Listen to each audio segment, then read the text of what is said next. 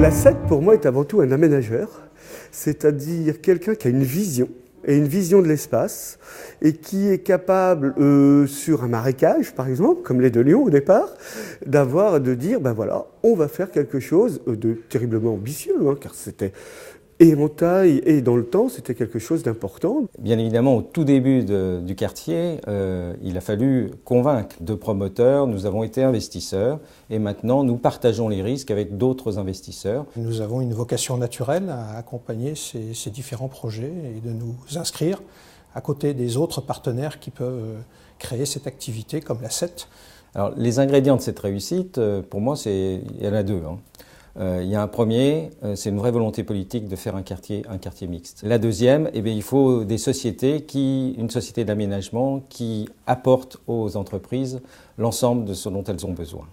Alors dès que le site a été choisi, en effet, nous avons tout de suite travaillé avec l'asset et donc nous avons entrepris ensemble un travail collaboratif important. Nous voulions être donc à Tours et au milieu de ce quartier d'affaires qui se développe. Il Restaurante est venu s'implanter au quartier de Lyon en mars 2010. 2013, arrivée du tram, ce qui a été un élan bénéfique pour tout le quartier de Lyon. Le tramway nous a fait, entre autres, c'est un des éléments qui nous a fait venir dans le quartier de Lyon. Et c'est vrai que ça, c'est une vraie facilité. La fréquentation du centre commercial est de plus de 35% par rapport à l'année dernière.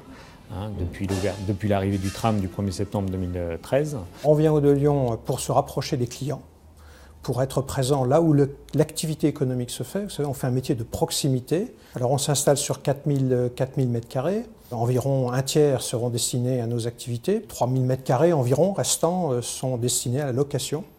Et là, nous sommes véritablement un investisseur, puisque nous construisons un bâtiment qui est plus gros que nos besoins. Donc le bâtiment, c'était là aussi une autre donnée essentielle, c'est d'avoir suffisamment d'espace pour pouvoir nous étendre et recruter dans des volumes qui sont quand même non négligeables.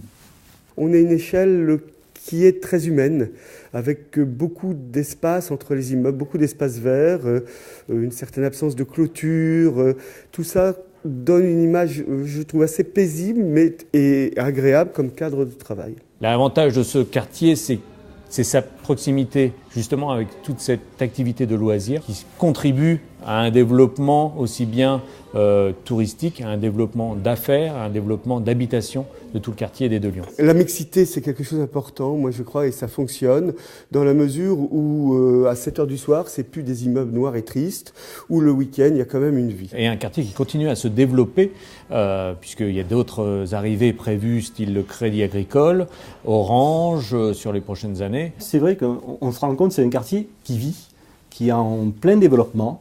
On le voit actuellement, il y a des travaux et des grues qui sont un peu de partout. Donc c'est un quartier qui est en pleine expansion. C'est 5 millions d'euros d'investissement que nous faisons sur ce territoire-là.